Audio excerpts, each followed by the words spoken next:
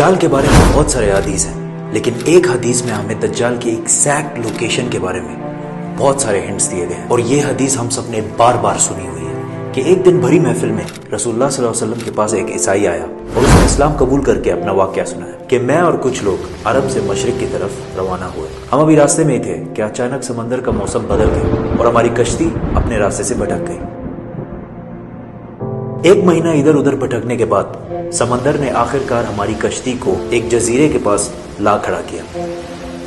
بڑی کشتی ڈاک کر کے ہم چھوٹی کشتیوں کے ذریعے اس جزیرے پہ پہنچے اور وہاں ہماری ملاقات ایک عجیب قسم کے مخلوق سے ہوئی جو بالکل کالا اور جسم پر بہت زیادہ بال تھے اس کے، اور اس نے اپنا نام جساسا بتایا۔ ہم نے اس سے پوچھا تم کیا چیز ہو، کیا مخلوق ہو؟ اس نے بولا مجھے چھوڑو، وہ ادھر ایک مندر ہے، ادھر جاؤ، وہاں ایک شخص تمہارا بہت شدت سے انتظار کر رہا ہے۔ اندر ہم نے ایک شخص کو زنجیر میں بندھا ہوا دیکھا اور اس نے ہم سے 3 سوال پوچھے کہ مجھے بیسان کے درختوں کے بارے میں بتاؤ، کیا اس میں کوئی فروٹ پھل وغیرہ ہے؟ ہم نے کہا بالکل وہاں بہت فروٹس پھل وغیرہ ہے۔ اس نے کہا بہت جلد وہاں کچھ بھی نہیں ہوگا۔ پھر اس نے پوچھا مجھے لیک آف تبریہ کے بارے میں بتاؤ، کیا اس میں پانی ہے یا نہیں ہے؟ ہم نے کہا وہاں بہت پانی پڑا ہوا ہے۔ اس نے کہا بہت جلد یہ بھی خشک ہو جائے گا۔ اور پھر اس نے کہا مجھے اس امی پیغمبر کے بارے میں بتاؤ، کیا کیا ہے اس نے ابھی تک؟ ہم نے بتایا کہ وہ مکہ سے نکل کر مدینہ میں آباد ہو چکا ہے۔ اس نے کہا کیا واقعی وہ یثرب مدینہ آ چکا ہے؟ یہ کہتے ہی اس نے کہا کہ اب میں بتاتا ہوں کہ میں کون ہوں، میں ہوں دجال، اور بہت جلد میں اپنی قید سے آزاد ہو جاؤں گا اور تمام علاقوں میں جاؤں گا سوائے مدینہ یعنی یثرب کے۔ رسول اللہ صلی اللہ علیہ وسلم نے تمام لوگوں کو مخاطب کر کے کہا اے لوگوں، یہ ہے یثرب مدینہ۔ تمیم الداری جو کہہ رہا ہے مجھے اس میں سچائی نظر آ رہی ہے۔ یاد رکھو دجال شام کے سمندر میں ہے اور نہ یمن کے سمندر میں۔ اور اپنے ہاتھ سے مشرق کی طرف اشارہ کر کے کہا دجال مشرق میں ہے، دجال مشرق میں ہے، دجال مشرق میں ہے۔ اب سمپل سی بات ہے، ایز وی نو کہ مشرق کی طرف سفر کے بعد ان کی کشتی ایک جزیرے پہ رکی تھی۔ So let's just find out all the islands east of مدینہ۔ مدینہ کے ایسٹ میں there's the famous Arabian Sea، اور اس میں مینلی 4 جزیرے پائے جاتے ہیں: Lakshadweep island in India, Socotra island in Yemen, Masirah island in Oman, and Astola in Pakistan. حدیث میں کلیئرلی فرمایا گیا ہے کہ دجال یمن کے سمندر میں نہیں ہوگا، تو یہ 2 آئلینڈز تو نکل گئے۔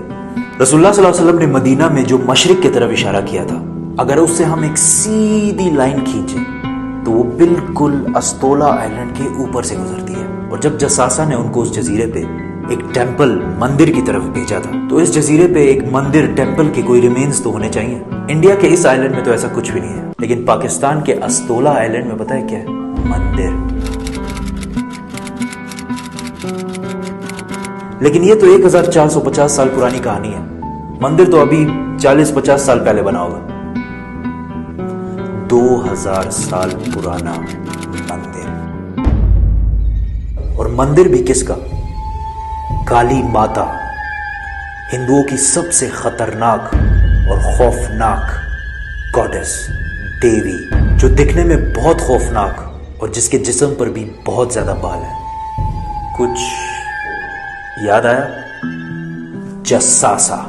ان صحابیوں نے جس عجیب سے مخلوق کی بات کی تھی وہ بالکل ہندوؤں کے اس بھگوان سے ملتا جلتا ہے۔ لیکن اگر آج آپ استولا آئلینڈ جائے تو آپ کو دجال نہیں ملے گا۔ وہ آزاد ہوا ہے یا نہیں یہ تو نہیں پتا، لیکن یہ جو جساسا ہے اس کو غور سے دیکھیں۔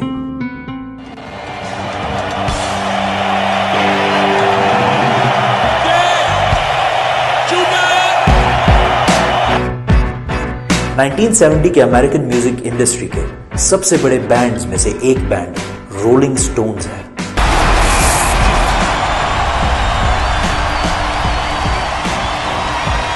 جس نے اپنا یہ لوگو ہندو گاڈس کالی ماتا سے انسپائر ہو کے بنایا، اور یہ لوگو پچھلے صدی کے سب سے مشہور لوگوز میں سے ایک ہے، اور رولنگ سٹونز بینڈ کو one of the greatest of all time مانا جاتا ہے۔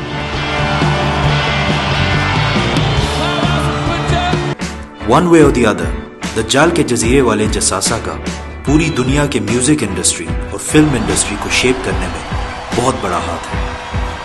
کوئنسیڈنس؟ اور maybe not.